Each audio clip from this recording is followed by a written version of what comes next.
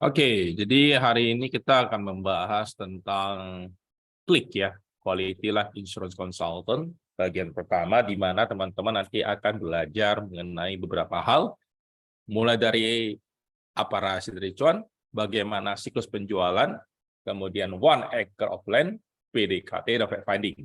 Dan ini merupakan bagian dari siklus penjualan yang akan nanti kita sama-sama melihat, pelajari, dan harapannya teman-teman yang hadir pada sesi pagi hari ini bisa membantu nanti rekan-rekan yang baru yang akan bergabung tentang bagaimana cara memulai. Karena saya yakin masalah yang sering dihadapi oleh agent baru ialah mereka tahu asuransi ini bisa ngebantu orang, tapi mereka bingung gimana cara untuk memulai. Ya, kebanyakan kadang-kadang agent ini mereka terlalu cepat pengen presentasi. Padahal apakah itu benar-benar sudah merupakan timing yang cocok nggak untuk presentasi? Nah, jadi kalau misalnya teman-teman ngelihat ya, slogan Prudential sebenarnya secara jelas dan benar-benar bisa membuat teman-teman itu bahwa sebelum kita melakukan sesuatu obrolan, mau presentasi, kita mesti listening. Kita mesti mendengar, memahami. Makanya namanya listening, understanding, baru delivering.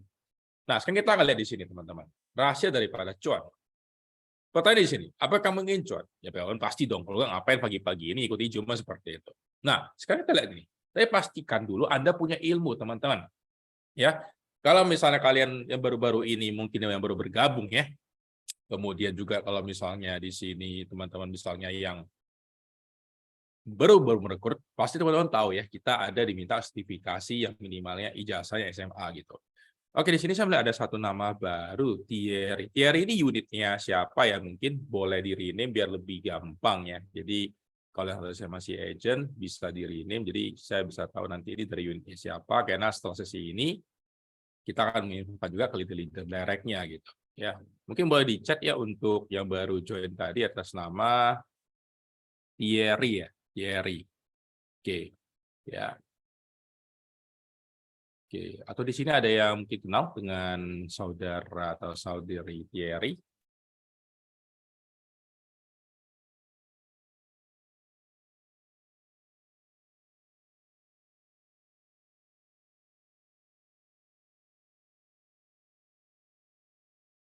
Oh, oke, siap. Ya, udah dapet, saya kebantu rename-kan dulu. Oke.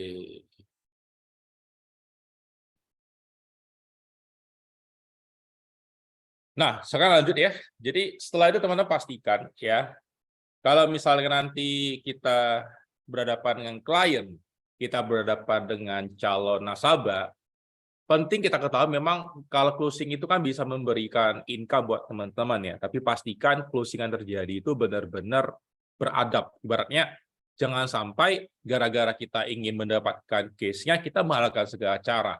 Ini yang membuat citra asuransi di luar sana jadi jelek. Ibaratnya seperti ini.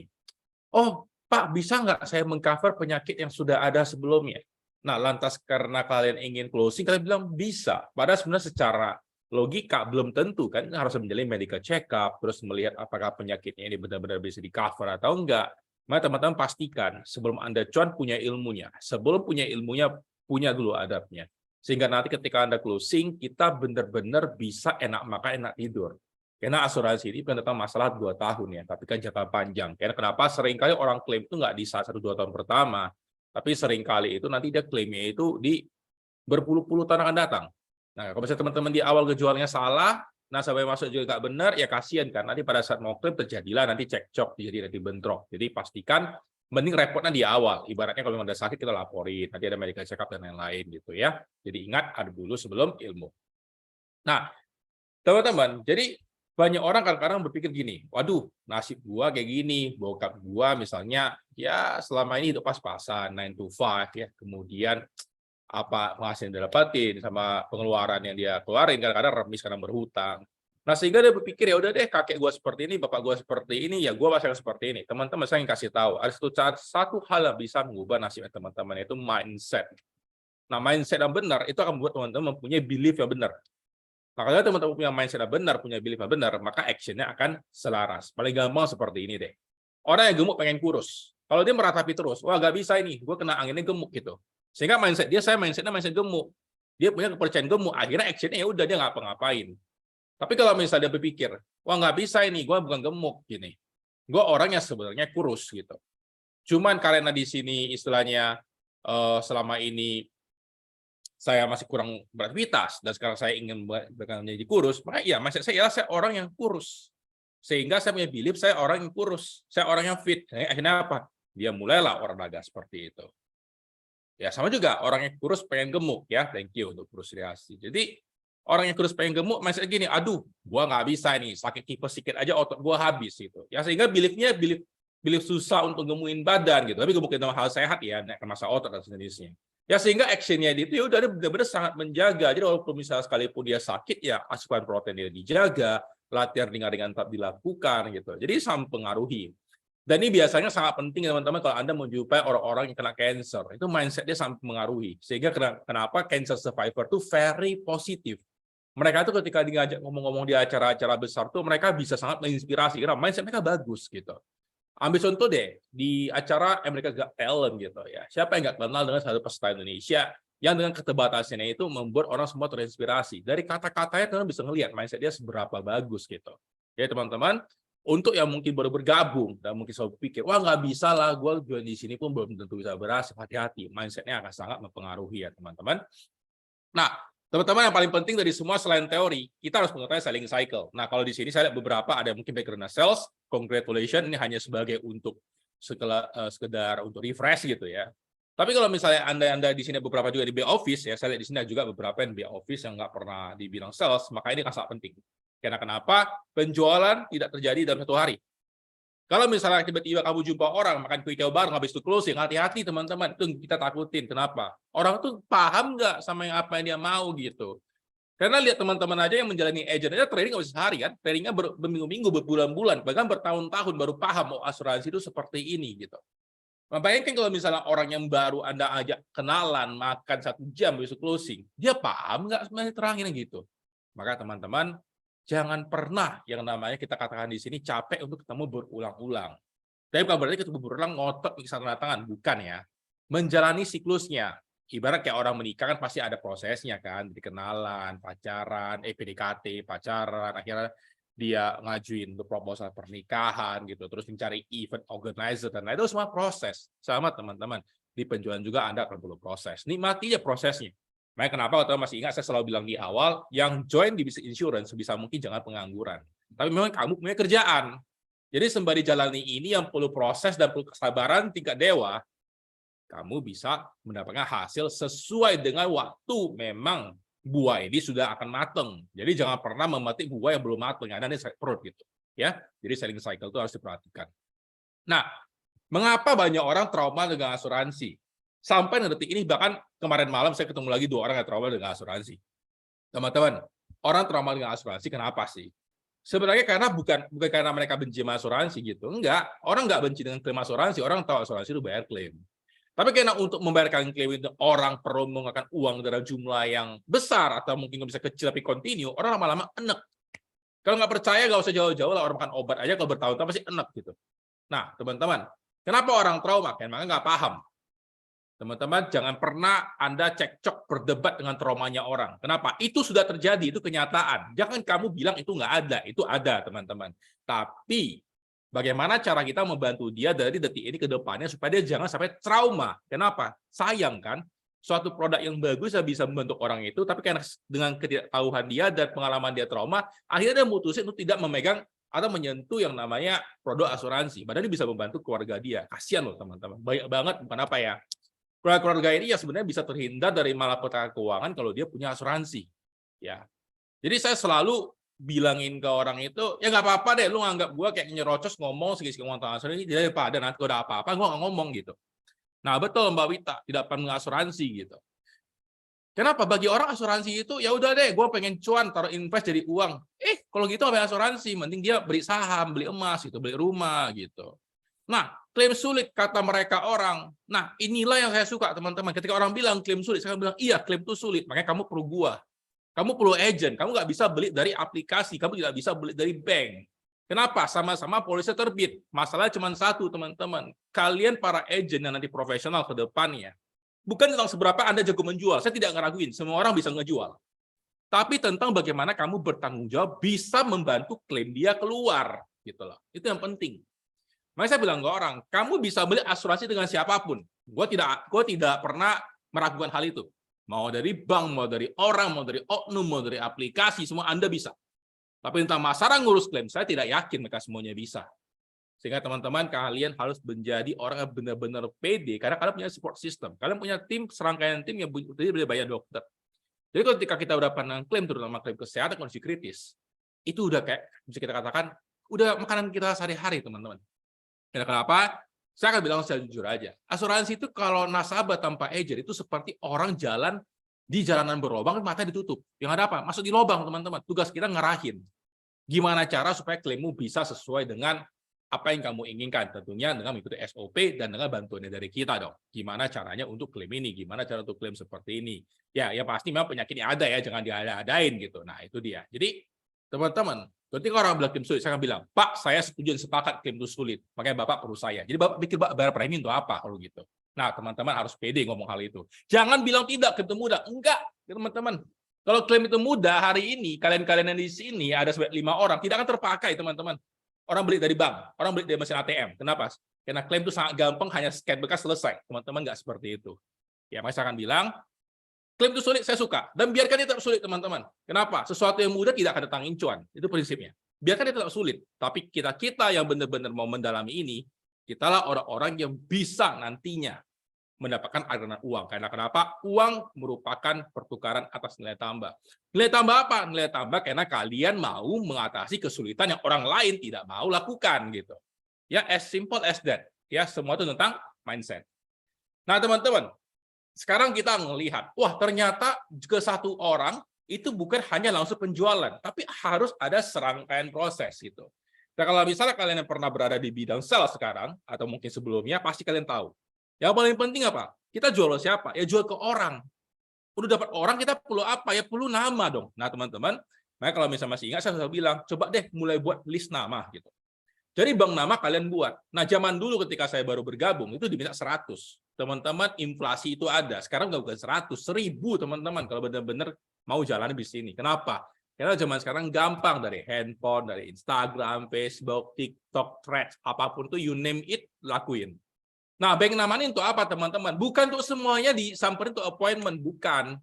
Anda pilah-pilah. Nanti saya ngajarin gimana cara pilah-pilahnya. Supaya jangan hanya work hard, tapi work smart juga. Nah, dipilah-pilah.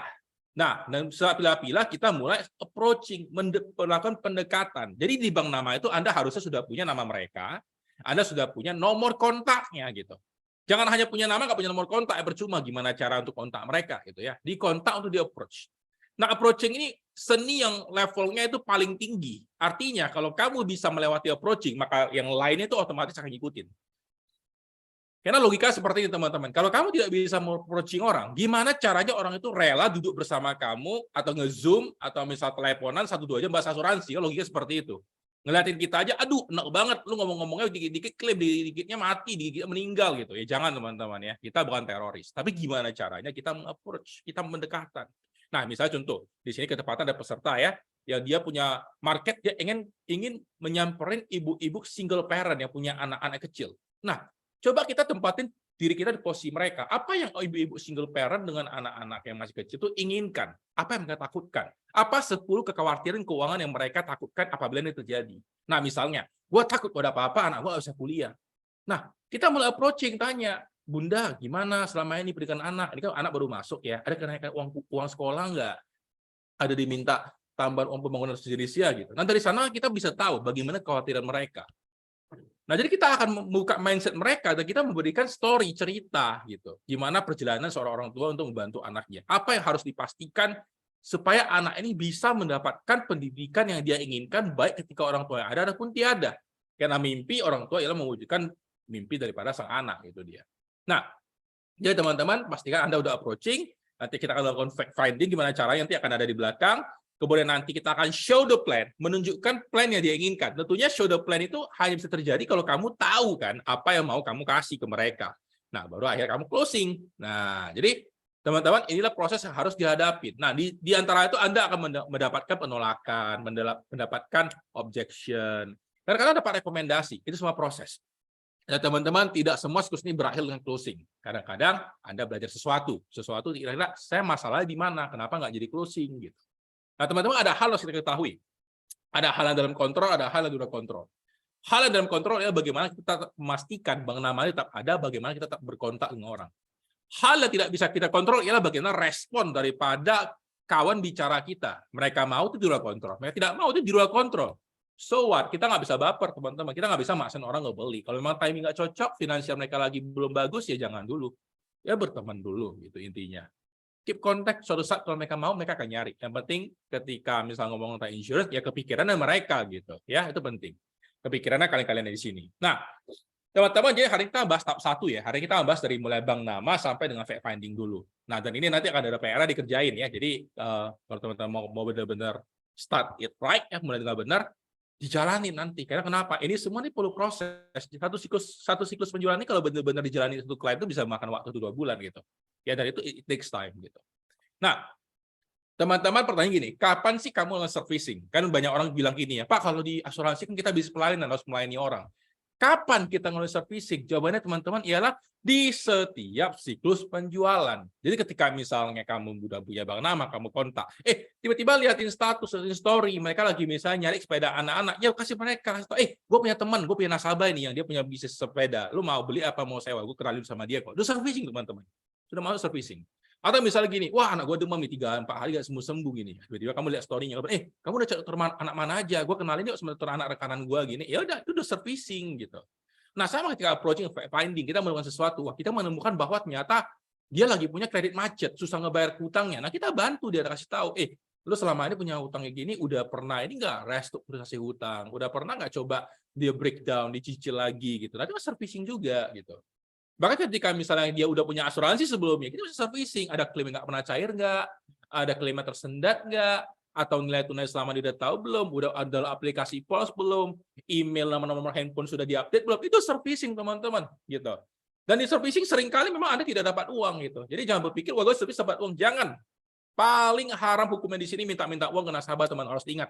Ya, apalagi itu yang paling sering terjadi di luar sana, kita nggak ngomong di sini, ketika ngurus klaim meninggal tuh diminta persenan, gila gitu. Emang lu pengacara, emang lu bantu orang beracara, kan bukan, itu haknya nasabah gitu. Jadi jangan pernah meminta persentase apapun dari nasabah.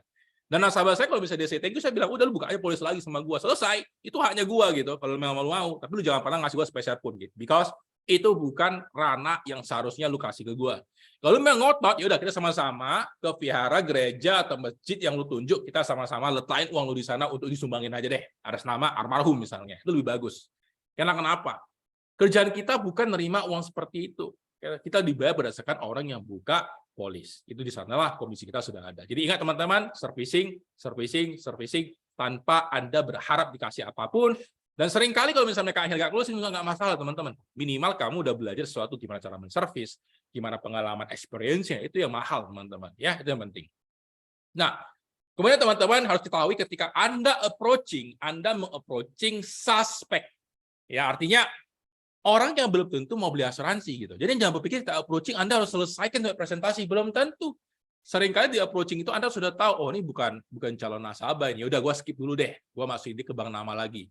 Nah, kemudian setelah approaching, kamu akan fact finding, menemukan data dan fakta. Itu penting. Karena kenapa? Jangan sampai misalnya ketemu orang usia 35, Anda langsung nyerocos ngomong dan berikan anak gitu. Rupanya dia belum nikah juga, buat apa ngomong berikan anak gitu. Ya, ini penting. Fact finding harus tahu supaya ngomongnya itu terarah. Nah, kemudian setelah fact finding, Anda akan tahu mana prospek, mana suspek. Nah, kemudian setelah Anda tahu mana prospek, mana suspek, Anda tunjukkan plan-nya, tunjukkan cara jalan produk ini dibantu orang itu ke prospek. Ya, suspek nggak usah, Anda buang waktu, jadi ke prospek. Nah, baru kalau closing, prospek menjadi klien. Nah, terus ada service bisa ke siapa? Bisa ke semua. Suspek bisa, prospek bisa, customer itu yang berulang ya. Customer itu yang dia membelinya yang pertama, kemudian Anda bisa juga ke klien. Klien udah sering lah, udah repeat gitu ya. Nah, kemudian rekomendasi. Nah, rekomendasi Anda bisa dari semuanya juga, dari suspek ya, suspek jarang sih ngasih ya. Prospek bisa ngasih, ya, kemudian customer yang Anda baru sekali bisa ngasih, klien juga bisa ngasih ke Anda, teman-teman. Ya, jadi Anda bisa dapat referensi dari manapun, tapi lebih bagus kalau bisa Anda dapat rekomendasi. Nah, pertanyaannya bedanya apa? Referensi, dia mungkin hanya ngomong, oke, lu nyari si A deh, nyari si B, lu nyari si C, selesai. Itu namanya referensi. Dan seringkali referensi itu tidak begitu kuat. Ya, kenapa tidak begitu kuat? Karena mereka tidak memperkenalkan Anda kepada teman-teman atau rekan-rekannya. Kalau rekomendasi, dia akan memperkenalkan. Sebentar ya, gue telepon teman gue. Nanti akan ada yang nama Mary nyamperin lu ya. Itu agent yang handle gue punya insurance. Lu dengerin apa yang dia ngomong deh. Orangnya Cheng Li. Kalau memang nggak perlu, dia nggak suruh lu ambil. Lu dengerin aja. Dia tidak akan rugi deh. Dia punya something untuk lu. Nah, itu rekomendasi, teman-teman. Dari pengalaman saya, kalau nasabah rekomendasi, kita nggak perlu lagi approaching, nggak perlu lagi istilahnya kenal-kenalan, nggak perlu. Langsung show the plan, finding udah selesai. Karena mereka tahu kita datang ke sana untuk bantu mereka langsung. Itulah enaknya rekomendasi. Nah, di awal mungkin Anda tidak akan punya rekomendasi. Kenapa? Belum punya nama kan di asuransi, tapi seiring waktu Anda bantu klaim, Anda sustain, nge-branding acara rutin, tanpa ganggu orang ya, misalnya minimal di feeds lah atau di reels, tapi bukan tiap hari iklan, tapi kasih manfaat. Nah, orang kan tahu gitu.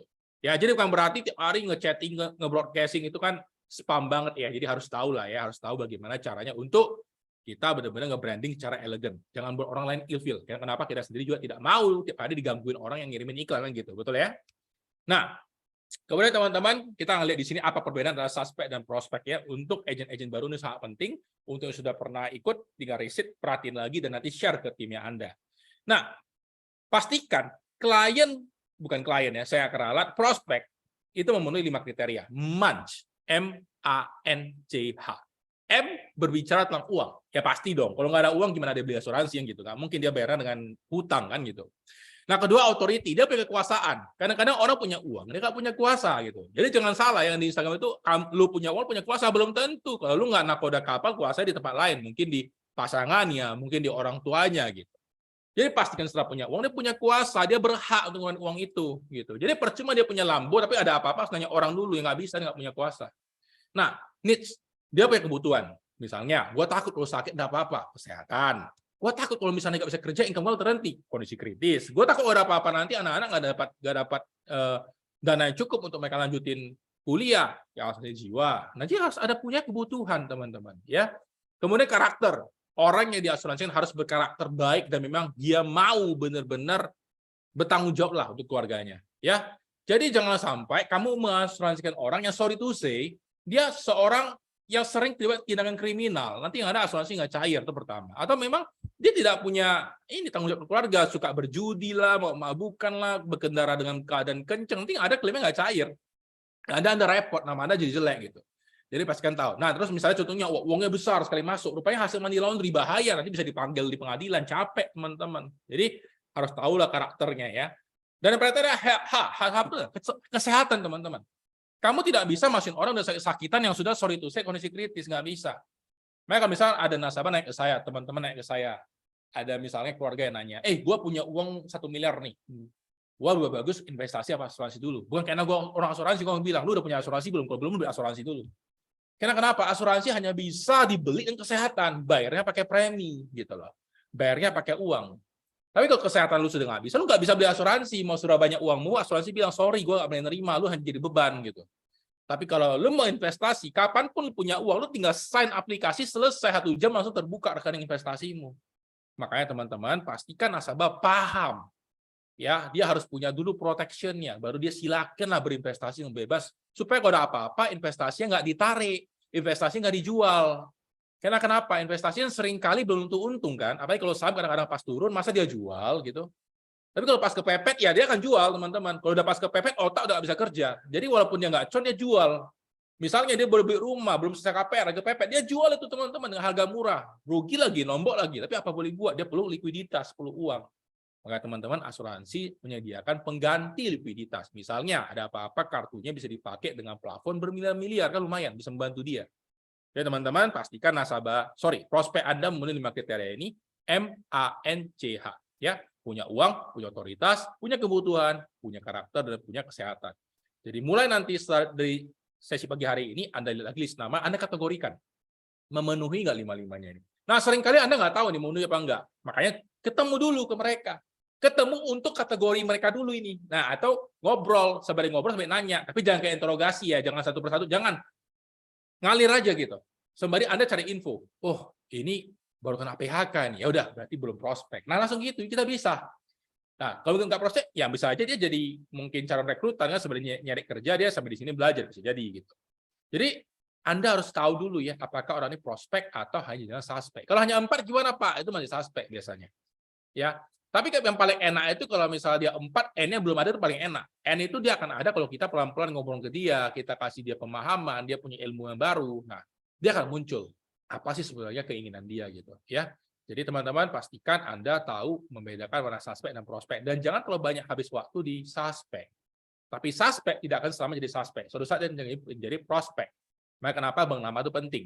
Kenapa? Karena kadang kalau nggak punya bank nama, kita nggak tahu siapa-siapa yang mau kita jumpa lagi.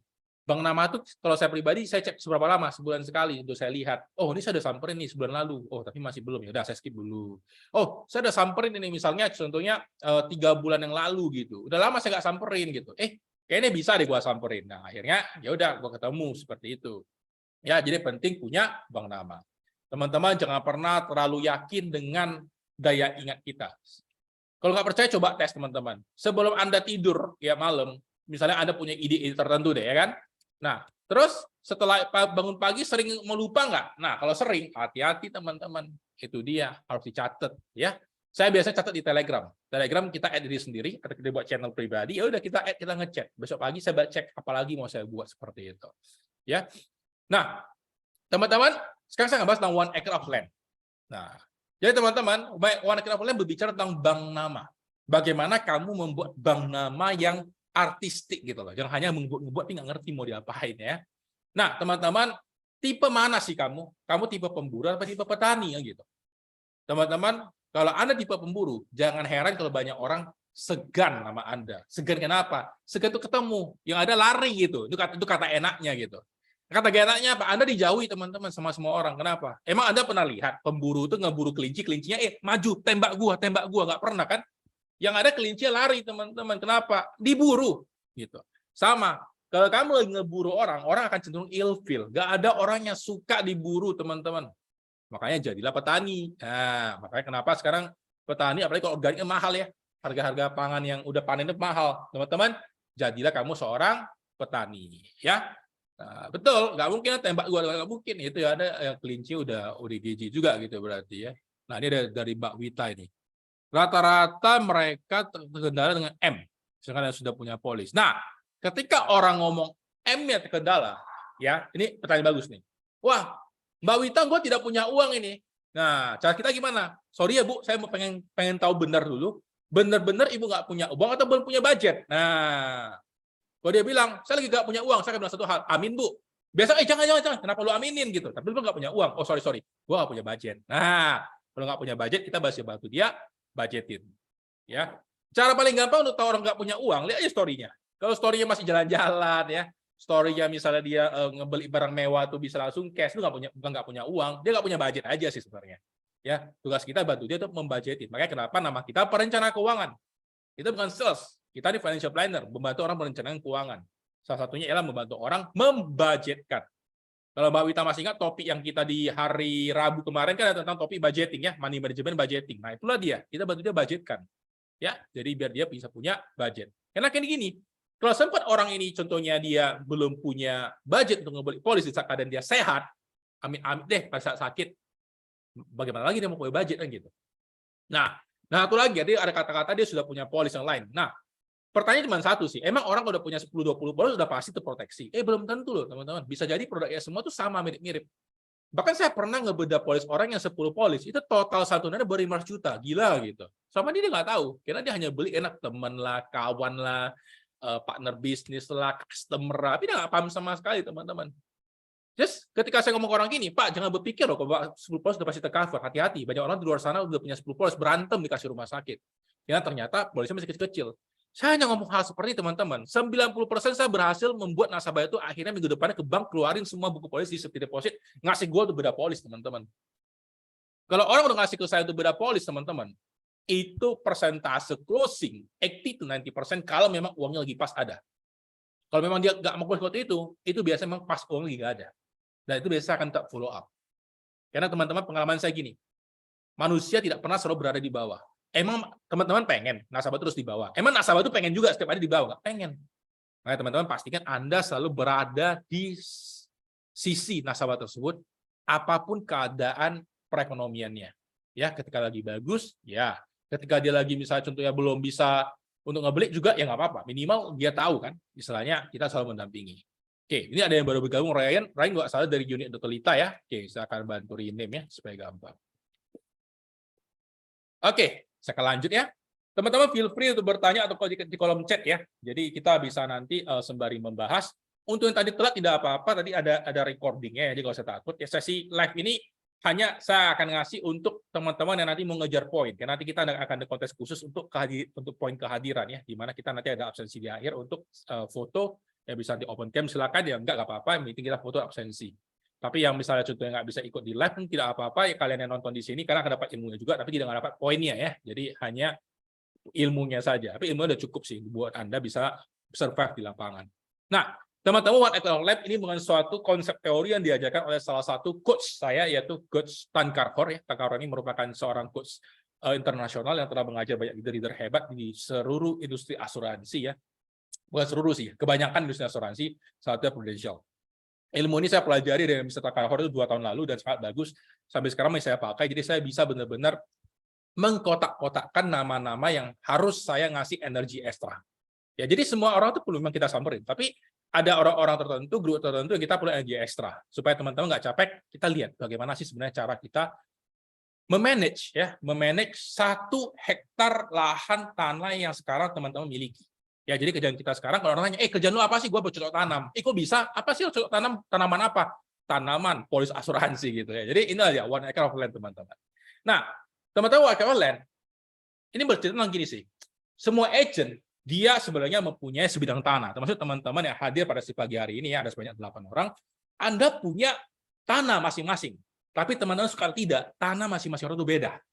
Karena saya yakin ada orang yang dia memang sudah datang dengan market dia sudah bagus. Dia ngomong sedikit aja orang udah bisa beli langsung mungkin polis 50-60 juta premi per bulan gitu karena tanah dia bagus. Tapi ada yang mungkin seperti saya dulu. Saya ngomong ke orang capek, orang cuma beli premi 500.000 per bulan karena belum punya market, tanahnya masih belum subur, teman-teman. Nah, tapi teman-teman hati-hati.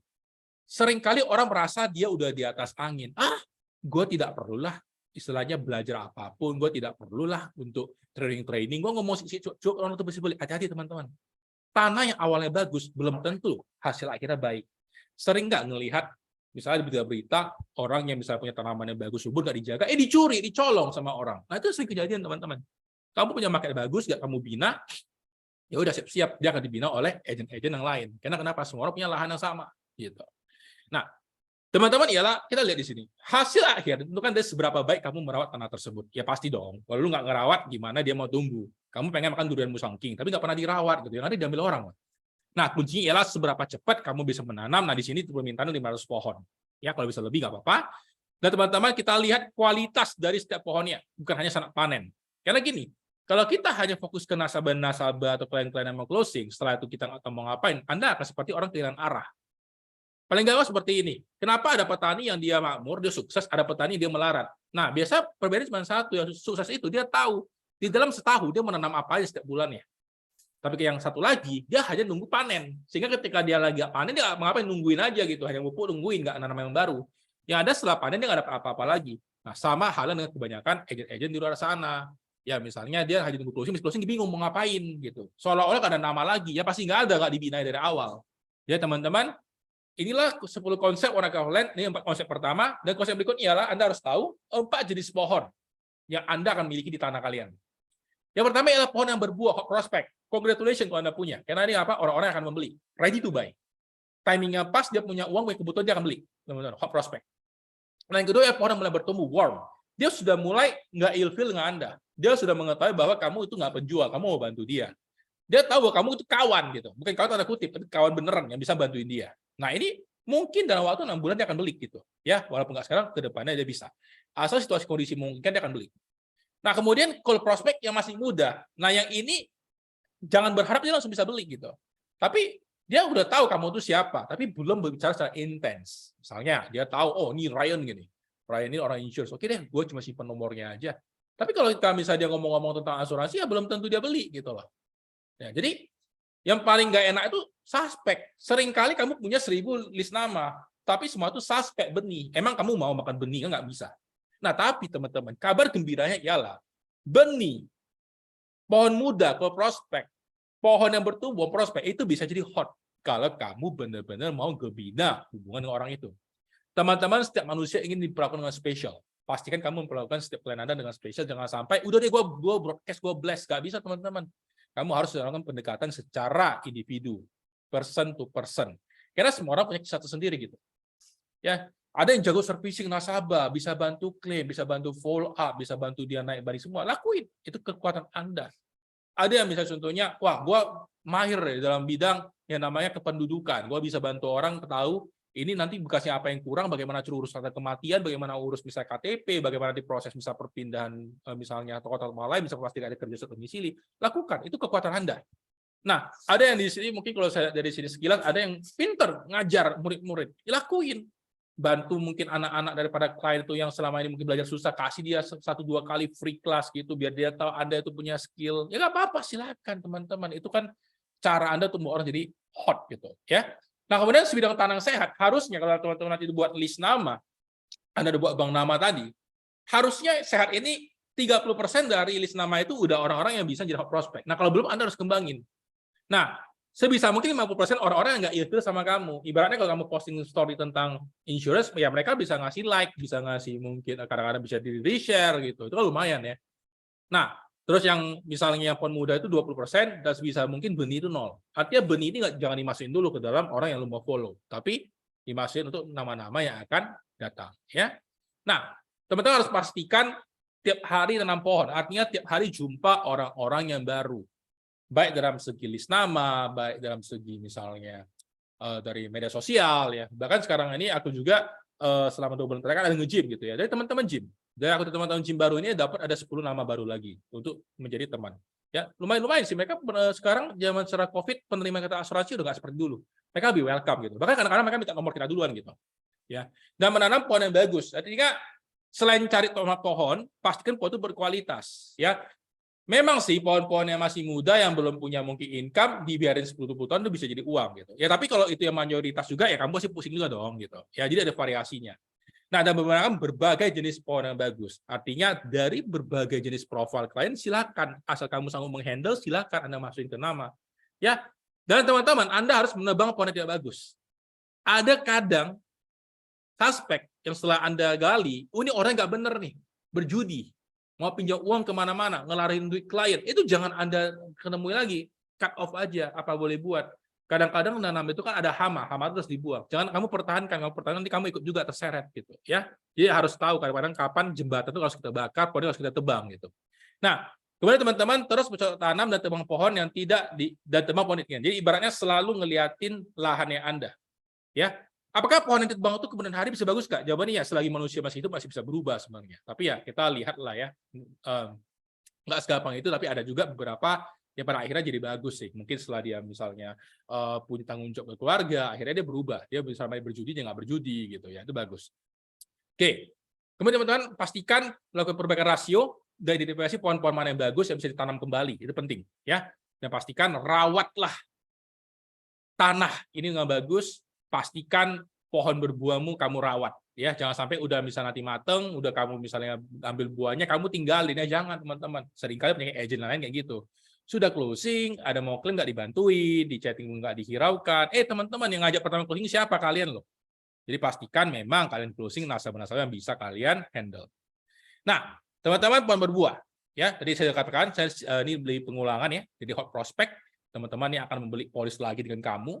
Kalau rasio cukup, Anda akan istilahnya nggak perlu terlalu lama deh. Nggak perlu terlalu lama untuk misalnya closing lagi. Karena biasanya dikasih rekomendasi. Nah, caranya saya selalu ketika closing, saya bilang, ada nggak 2 nama yang lebih bisa rekomendasikan gua yang rasa cocok, nggak mesti belik sih. Yang penting dia mau dengerin, case-nya sama. Sama kayak misalnya nasabah komplain, wah klaim ini gini. Gue bilang, Pak, bagus Pak, ada nggak nama-namanya, saya mau catat Pak, sekarang mau telepon. Habis itu saya mau samperin, tapi saya izin ya, saya bilang dari Bapak.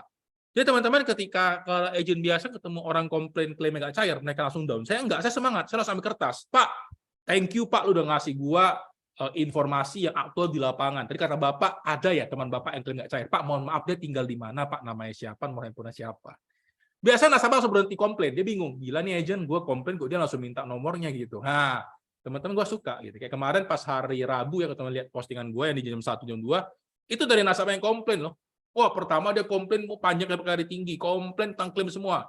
Gua aja, tapi dikasih minum juga sih lumayan ya, dikasih komplain dapat minum teh botol sosro yang not bad juga lah ya gitu ya.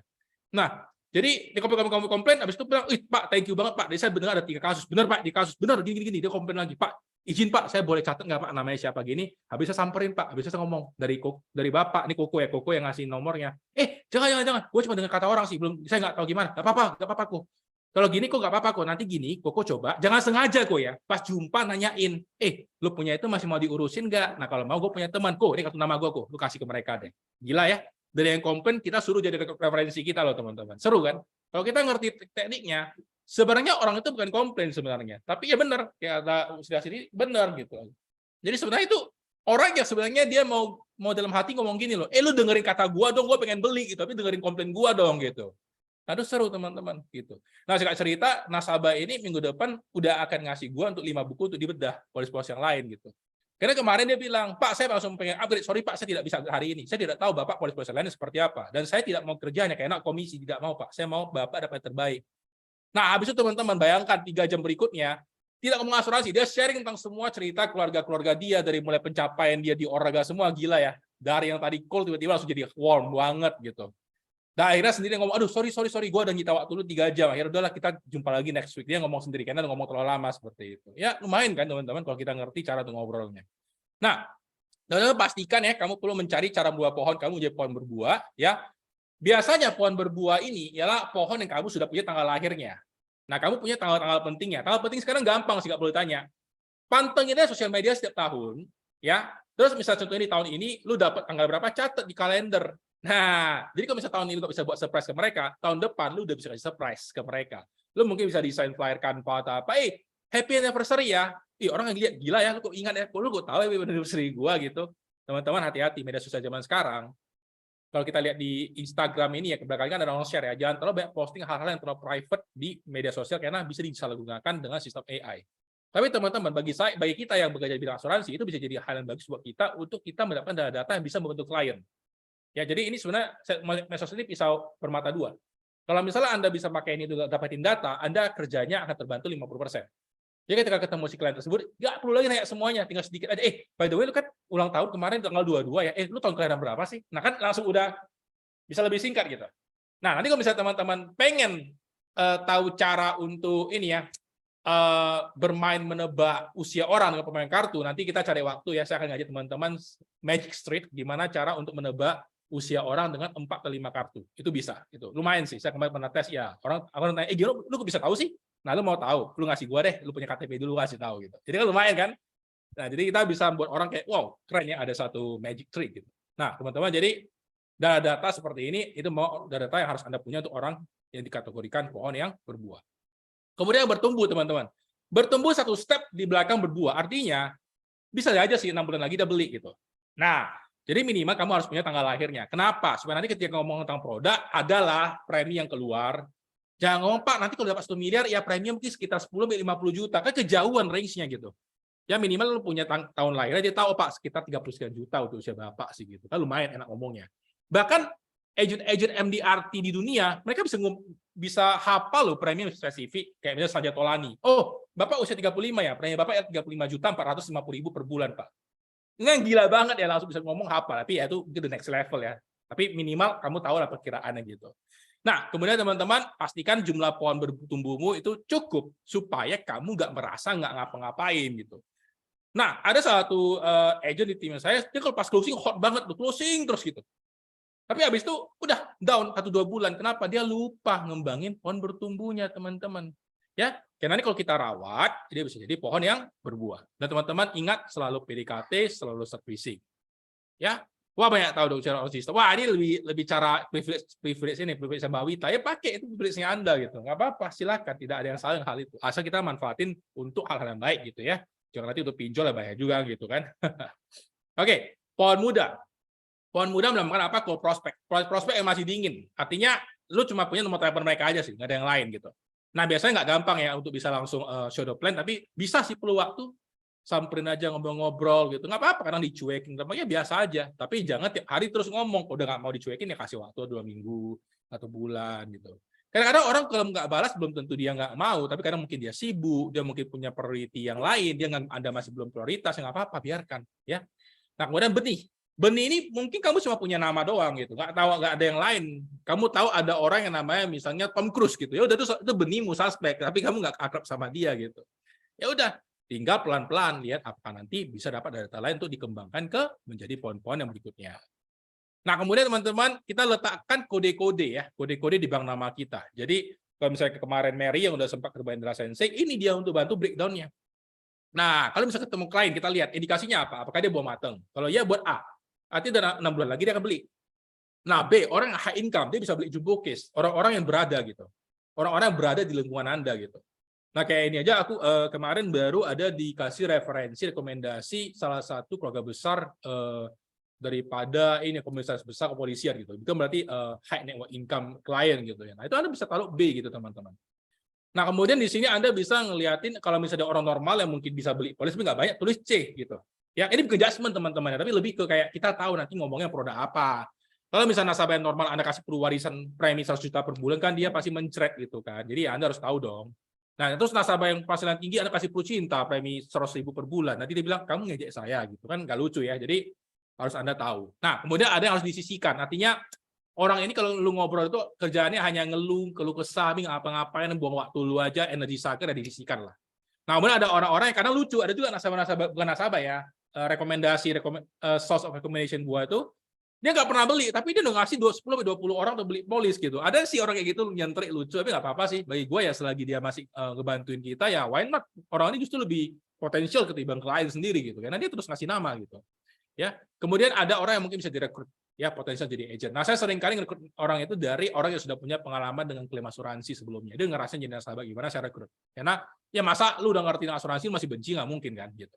Ya ketimbang misalnya ngerekrut orang yang sama sekali belum ngerti, itu kan perlu waktu ya. Ya minimal dia udah tahu lah ada yang namanya resiko kehidupan, dia udah tahu bahwa asuransi itu bisa bantu bill tagih rumah sakit, bisa membantu untuk kalau di saat ada emergency. Nah, minimal dia udah familiar. Nah, itu orang-orang bisa kita rekrut. Nah, teman-teman dari mana sumber namanya? Jadi semua teman-teman, keluarga, teman, rekan kerja, tetangga, orang berpengaruh, referensi, daftar direktori, surat kabar, konfirmasi dan lain-lain. Ya, satu lagi teman-teman yang paling gampang keluarga itu dibolak-balik ya. Misalnya contoh gini, istri adik ipar, begitu ya. Istri daripada adik ipar. Sorry, bukan. Maksudnya gini, gampang gini ya.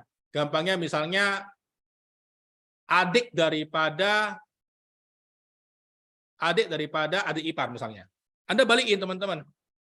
Anda balikin lagi. Misalnya balikin jadi gimana? Balikin jadi adik ipar dari adik. Kan beda lagi kan? Kan itu dua orang berbeda. Ya. Adik ipar dari adik ya, sama misalnya adik daripada adik ipar, kan beda lagi. Nah, dibolak-balik nama-namanya teman-teman. Terutama kalau Anda punya keluarga besar, Anda bisa balik-balik gitu. Dengan balik-balik nama-nama itu aja Anda bisa punya banyak list nama di keluarga besar. Ya, jadi dari sana baik dari teman, rekan kerja, dibolak-balik dia punya hubungan relasi, Anda sudah punya nama yang baru. Nah, itu cara kita untuk mendapatkan sumber-sumber nama, ya. Nah, kemudian teman-teman sumber nama yang lain itu apa? Kita bisa melihat dari KLOP, KLOP, pasar alami Anda.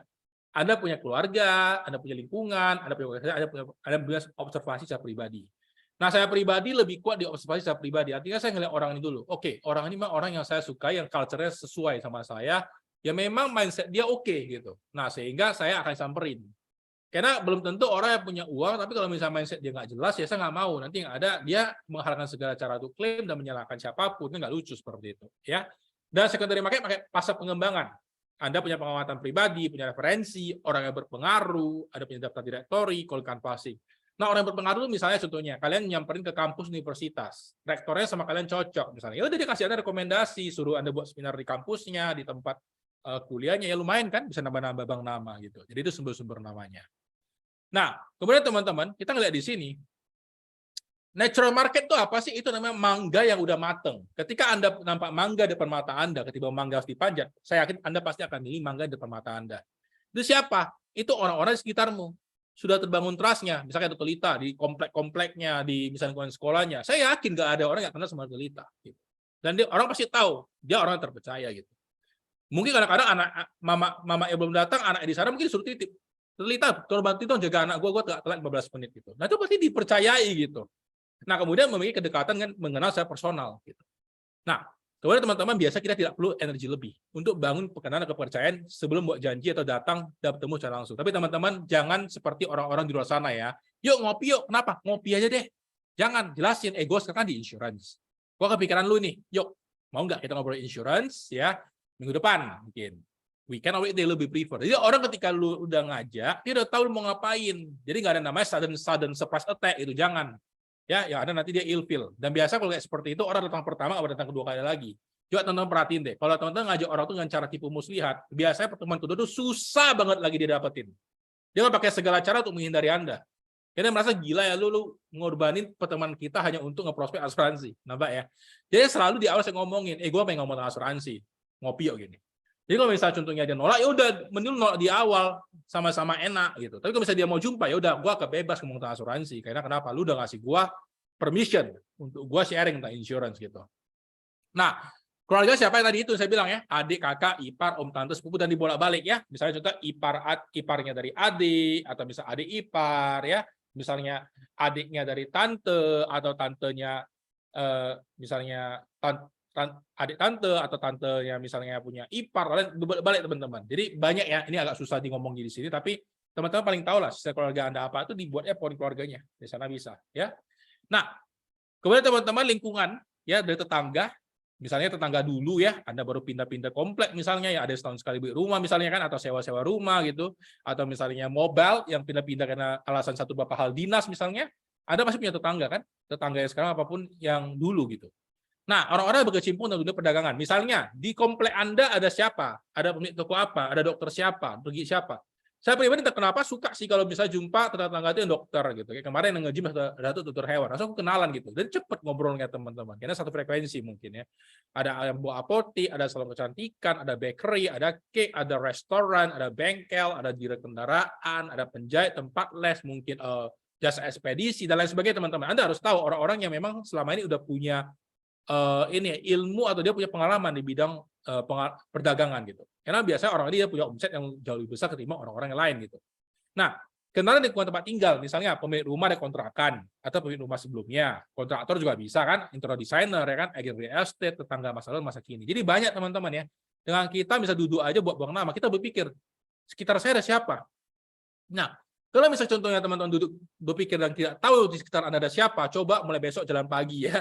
Sampai di tetangga sebelah, gua Dr. Lita tinggal di rumah nomor ini gitu loh. Hai gini. Pas dia misalnya contoh nganter anak, anaknya ke sekolah juga ya, sama bareng. Anaknya sekolah mana? Nah, itu sama bisa teman-teman. Ya, atau naik sepeda gitu ngobrol tetangga gitu. Tapi ini hanya berlaku untuk orang yang tinggal di komplek ya. Kalau yang di jalan-jalan besar jangan ya, bahaya kan kadang-kadang keamanan yang kurang bagus ya. Jadi di komplek-komplek oke lah. Tapi yang di luar komplek ya janganlah. Mungkin di sekolah-sekolahnya untuk ngobrol-ngobrol oke gitu ya. Jadi perhatikan lingkungan masing-masing. Oke. Kemudian berikutnya kita lihat di sini, organisasi dan komunitas dari diri sendiri dan pasangan. Jadi teman-teman bisa lihat O dan K di tempat ibadah ya, organisasi tempat ibadah, komunitas tempat ibadah, organisasi sosial masyarakatan, misalnya klub tertentu seperti saya pribadi, saya sekarang bergabung di Lions Club dan sekarang saya membantu untuk bagian komite diabetes ya, bagian untuk ketuanya. Jadi sana kan saya dipercaya di klub tersebut teman-teman. Nah, kalau mau ke ormas oke, cuman ya ormas ini harus selektif ya, jangan semua diikuti. Kelompok profesi, kemudian amal atau arisan. Nah, kemudian kalau teman-teman punya contohnya grup ya, grup olahraga, bolos, sepak bola, senam, bulu tangkis, aerobik dan lain-lain. Nah, saya pribadi saya suka dengan teman-teman yang lagi gym gitu. Jadi kan ngomongnya nyambung gitu ya. Nah, pastikan Anda ikut olahraga yang bisa membuat Anda juga sehat ya. Jangan bisa olahraganya catur ya duduk ya. Nanti yang ada lama-lama penyakit datang gitu kan. Jadi harus cari olahraga benar-benar bisa buat Anda sehat juga dan tentunya budgetnya cukup ya. Jangan nanti agent-agent baru berapa main golf, yang ada tekor beli stick golfnya gitu. Jadi benar-benar tahulah ya kemampuan masing-masing. Nah, kemudian pribadi teman-teman dari teman, sekolah, kuliah, kantor, relasi Anda kenal, guru staf, penjaga makanan, bla bla lain-lain ya. Relasi bisnis bisa mantan atasan bawahan kalau Anda misalnya employee atau ex-employee, kolega tempat kerja, pelanggan Anda, bahkan kompetitor Anda itu bisa menjadi klien Anda di asuransi. Maka teman-teman tidak ada musuh abadi, ya seperti kayak di partai politik tidak ada musuh abadi.